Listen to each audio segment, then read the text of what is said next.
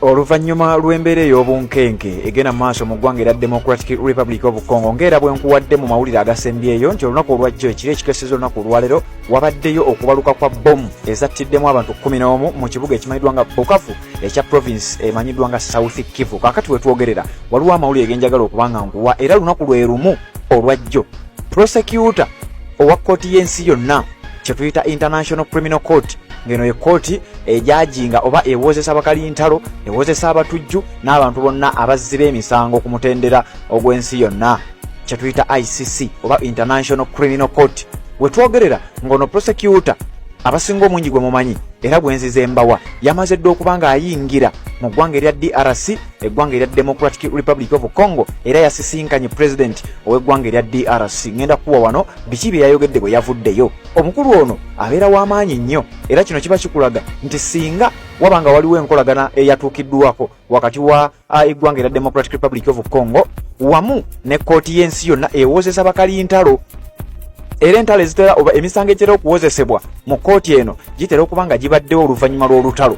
Kati nga bwolaba olutalo lugenda maaso mu ggwanga eryo wakati w'abayeekera ba M23 ne gavumenti y'eggwanga erya Democratic Republic of Congo teweewuunya nnyo ng'abamu ku bakulira abayeekera bateekereddwako babataddeko ekibaluwa kibakuntumye kye tuyita warrant of arrest okuva mu kkooti ey'ensi yonna. Ate ekyo bw'okiraba omanya kaba kaweddemu. Mukutu gwa Red Zone TV weebale kubanga okyagoberera yonna gy'osinzira okubanga gy'otulabira. Nyongera okutegeeza nti gwatanaba kubanga osubscribinga kikole kirira wansi awo olaba ekigambo subscribe kikwateko kwata kade aka notification ogenda kubeera nga ate tomisinga nsonga yonna. Omukulu ono bwe yabadde asisinkanye abakungu okuva mu gavumenti ya Felix Tshisekedi ey'eggwanga erya Democratic Republic of Congo alina ebigambo bye yayogedde. Ebimu ku bye yayogedde bye ngenda okusomerasomerako.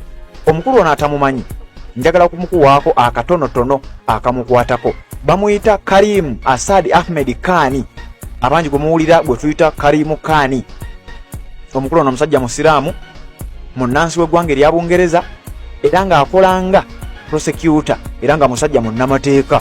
Ono abadde omuwaabi oba prosecutor owa ekitongole ekyensi yonna ekyamateeka kye tuyita ICC International Criminal Court okuviira ddala mu mwaka ogwa 2021 paka we twogerera abadde prosecutor era kigambibwa nti ye specialities ze ali nnyo mu misango egy'ensi yonna International Criminal Law era n'okulondoola n'okwetegereza obumenyi bw'amateeka okulinnyirira eddembe ly'obuntu okwetolola ensi yonna. Omukulu ono amanyiddwa nga Karimu Assad Ahmed Kani Kessi yazalibwa ngena ku mwezi 3 omwezi ogwokusatu omwaka 1970 wetwogerera mu mwezi ogujja ogunaggwerako omukulu ajja kuba asibye emyaka 55 egy'obukulu. Bamuyita Karimu Assad Ahmed Kani Kessi nga ye prosecutor owa kkooti y'ensi yonna yamaze okuba nga asisinkana omukulembeze w'eggwanga erya Democratic Republic of Congo amanyiddwa nga Felix Tshisekedi Tshilombo ku nsonga ez'entalo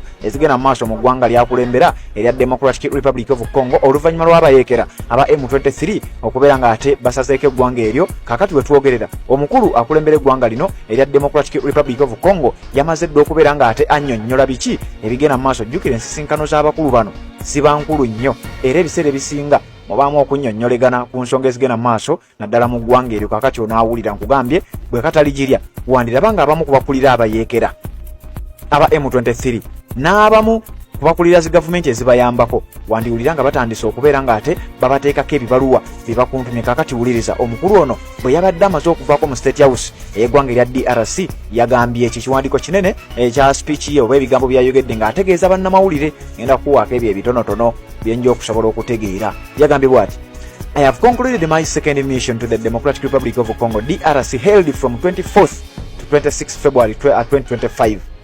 Bino yabyogedde lunaku lwajjo nti mmazeeko okukyala kwange n'ekigendererwa kyange ekyokubiri second mission mu ggwanga erya Democratic Republic of Congo okubaddewo era okukyala kwange mu State House kubaddewo okuva nga 24 ennaku z'omwezi nga 26 omwezi guno gwennyini ogwokubiri omwaka gwa 2025.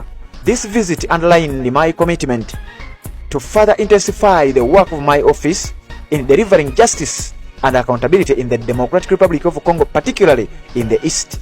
Ulirizaawo nnyo wano omusajja agaye nti okukyala kwe mu ggwanga erya Democratic Republic of Congo naddala okukyalira pulezidenti w'eggwanga eryo amanyiddwa nga Felix Tshisekedi ulira bw'agambye nti commitment ye okusinga oba essira yasinze dissa oba essira mu ofisi ye yasinze kulissa okutuukiriza n'okulaba mu kaweefube w'okuteekawo obwenkanya justice accountability mu ggwanga erya Democratic Republic of Congo naddala mu bitundu ebya East.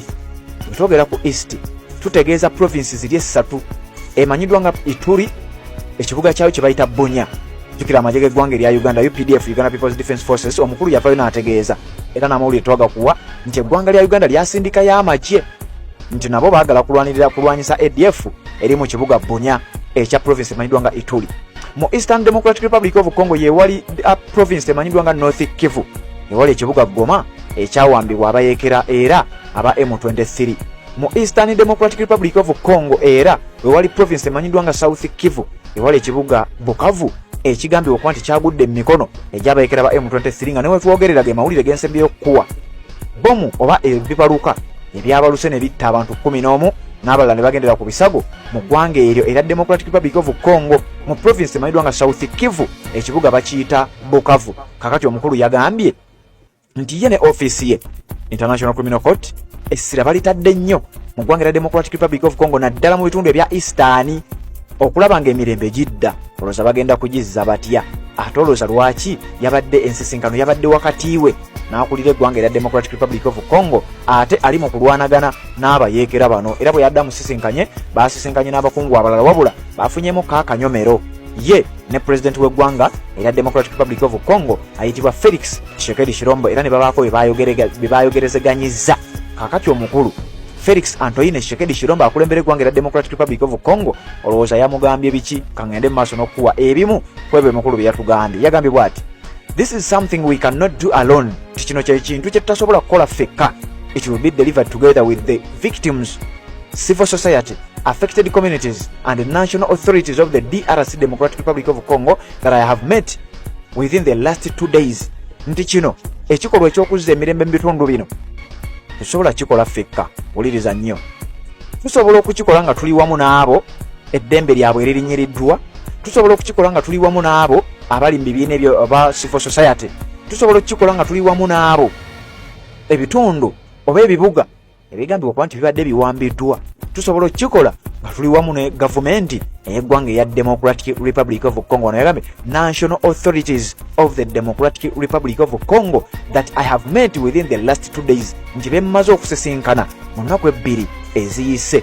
Kino nno oyinza okiraba ng'ekikolwa ekinafu ekitono, naye olowooza bino speech eno oba okwogera kuno kuyinza kuba nga kutegeeza ki? Omukulu oluvannyuma lw'okusisinkana pulezidenti w'eggwanga erya Democratic Republic of Congo bw'atyo bwe yategeezezza. Omukulu bamuyita Karim Assad Ahmed Khan Kessi, prosecutor owa kkooti y'ensi yonna ICC, era nga kkooti eno etuula mu kibuga Hague eky'eggwanga erya Netherlands. Kakati gwampuliriza bwentyo bwe njagala okuba nga nkutegeeza nti prosecutor w'ekitongole ky'amawanga amagatte owa kkooti y'ensi yonna emanyiddwa nga International Criminal Court bw'ati bwe yasisinkanye. Ayagala okufuna speech esingawo, genda ku official website ey'omukutu eya International Criminal Court ojja kuba nga ofuna speech yonna. Senkuwaddeko ebyo zeminyiza okuyita key points mu kwogera kw'omukulu ng'amaze okubeera ng'asisinkana abakungu okuva mu gavumenti eya Felix Tshisekedi Tshilombo, wabula ng'ate okusinga yasisinkanyemu ne pulezidenti bombi ne boogerezeganya ku nsonga ez'enjawulo. Sigala ku mukutu guno, tugenda kuba nga ate tukyagenda mu maaso n'okuba nga tukuweereza kanzije ate mbere nga nkutuusaako ebirala.